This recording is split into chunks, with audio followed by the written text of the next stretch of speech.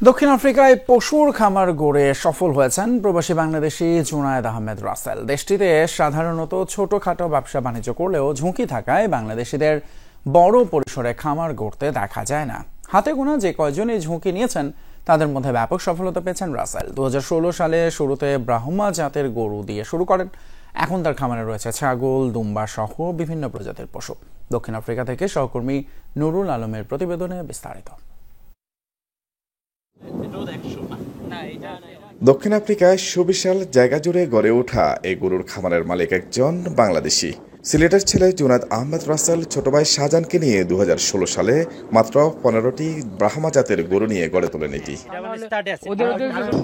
বর্তমানে রাসেলের খামারে গরুর সংখ্যা 400 রয়েছে 250টি ছাগল ও 280টি দুম্বা। পাশাপাশি চাষ করেন হাঁস মুরগিও। আমি দেশেও ফার্ম করতাম, বাট এত লার্জ আকারে না আর কি। তো আমার আব্বুরা ছিল, তো ওইখান থেকে একটু এক্সপিরিয়েন্স নেওয়া।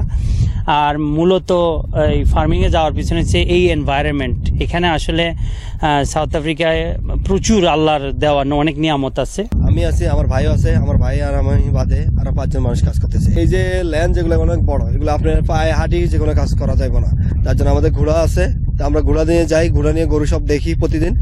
রাসেলের খামারে মূলত প্রজননের মাধ্যমে ব্রাহ্মা জাতের গরুর বাছুর উৎপাদন করা হয়। পরে সেগুলো বড় করে রপ্তানি করা হয় তানজানিয়া, কেনিয়া সহ আফ্রিকার কয়েকটি দেশে। ভবিষ্যতে বাংলাদেশ সহ বিশ্বের বিভিন্ন প্রান্তে পশু রপ্তানির ইচ্ছে আছে তার। আমি যেহেতু জেনেটিক ডেভেলপ করতেছি, তো এই আমার মেইন ফোকাস হয়েছে যে আমার যে ব্রাহ্মণ আছে ওইটারে একটা ওয়ান অফ দ্য টপেস্ট জেনেটিকে নিয়ে যাইতে, যাতে আমার থেকে দেশে শুধু সাউথ আফ্রিকা না, all over the world export করার জন্য ইচ্ছা আছে। রাসেলের পশু খামার অন্যদের জন্য অনুকরণীয় বলে মন্তব্য করেছেন দেশটিতে নিযুক্ত বাংলাদেশের রাষ্ট্রদূত শাহ আহমেদ শফি। ওনাদের টার্গেট আছে আরো বড় একটা ফার্মটা করা এবং এটাকে ব্রিডিং এর একটা ইন্ডাস্ট্রি হিসাবে গড়ে তোলা। হ্যাঁ, এখানে যে ভালো জাতের ব্রাহ্মা গরু আছে ওইটার সিমেন্ট ওনারা কালেক্ট করেন।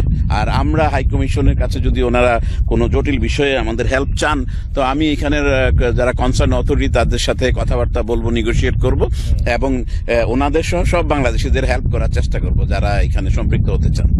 পশুর দেখভালের জন্য খামারে কর্মরত 5 জন রাখাল। পাশাপাশি দক্ষিণ আফ্রিকার অন্যান্য খামারিদের মতো প্রশিক্ষিত ঘোড়া ও কুকুরও ব্যবহার করেন Russell. Nurul Alam, Jamuna news, Port Elizabeth, দক্ষিণ আফ্রিকা।